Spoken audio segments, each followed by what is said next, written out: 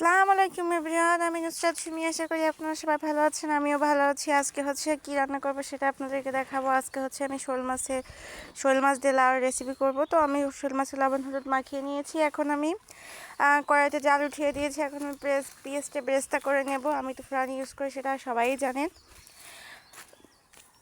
আমি হচ্ছে নতুন নতুন ভিডিও করি। আপনারাও যারা যারা নতুন ভিডিও করেন তারা তারা আমাকে সাবস্ক্রাইব করে দিন, এবং আমিও আপনাদের সবাইকে সাবস্ক্রাইব করে দেব।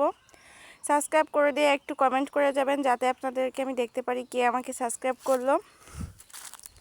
তো তারপরে হচ্ছে কি যে আমি এই যে পেঁয়াজটা ভাজা হয়ে গেছে, এখন আমি শোল মাছটা কেটে ধুয়ে রেখেছিলাম, ওটাকে লবণ হলুদ মাখিয়ে এখন কড়াইতে দিয়ে দিলাম।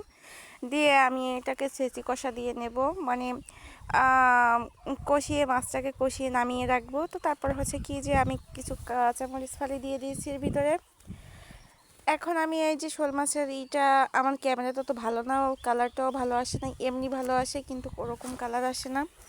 তো তারপরে হচ্ছে এই যে আমি মাছটাকে উঠিয়ে নিয়েছি। এখন আমি কড়াইতে হচ্ছে যে লাউগুলো কেটে রেখেছিলাম সেগুলো দিয়ে দিচ্ছি। এখন পরিমাণ মতো হলুদ লবণ দিয়ে এটাকে ভালো করে কষিয়ে নেব।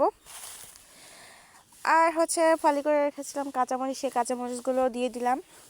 তো তারপর হচ্ছে কি যে এই তো দেওয়া হয়ে গেছে, দিয়ে এখন আমি ভালো করে একটু নেড়েচেড়ে কষিয়ে নিয়ে এটাকে ঢাকনা দিয়ে ঢেকে দেবো। আমি একটু পরিমাণেও পানি দেবো না, এমনি লাউ থেকে পানি গলবে। তো তারপর হচ্ছে কি এই তো এই যে আমি ঢাকনা দিয়ে ঢেকে দিলাম। এখন আমি অপেক্ষা করব লাউয়ের থেকে পানি ছাড়ার জন্য। এই তো দেখেন লাউয়ের থেকে পানি ছেড়ে দিয়েছে। তো এখন আমি লাউ থেকে যখন পানি ছেড়ে দিয়েছে, আমি এই শোল মাছটা এখন দিয়ে দেবো এটার ভিতরে। দিয়ে বেশ কিছুক্ষণ নাড়াচাড়া করে নিয়ে আমি একবারে ঝোলের পানি দিয়ে দেব। তো এখনও পুরোপুরিভাবে লাউটা সিদ্ধ হয়নি, আরেকটু সিদ্ধ হবে, তার জন্য হচ্ছে কি আমি আবারও ঢেকে দিলাম। তো ঢেকে দিয়ে এরকমভাবে করে করে আমি রান্না করে নেব। তারপরে হচ্ছে কি যে মাছটাও একেবারে ভেঙে যাবে না, একেবারে আলাম থাকবে না, মিডিয়াম সাইজে থাকবে। শোল মাছটি একটু হালকা ভাঙা ভাঙা হলে লাউয়ের ঝোল খেতে অনেক মজা লাগে।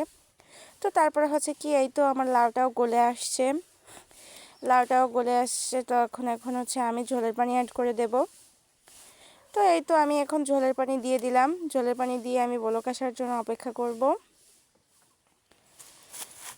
আমার রান্নার রেসিপি আপনাদের কার কার ভালো লাগে সেটা কমেন্টে যদি না বলেন, তাহলে আমি বুঝবো কী করে আপনাদের আমার রান্নার ভিডিও ভালো লাগে। তো তারপরে হচ্ছে কি যে এই যে আমার ঝোলে বলক চলে আসছে।